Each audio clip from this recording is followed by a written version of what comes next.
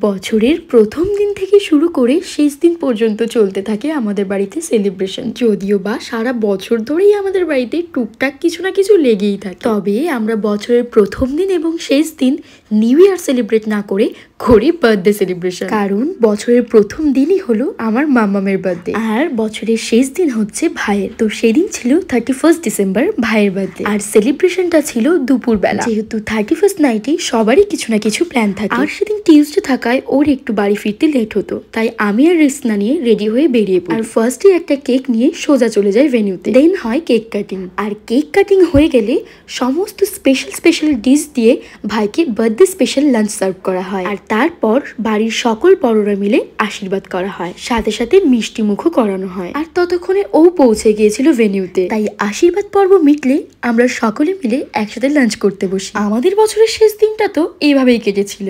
আর তোমাদের?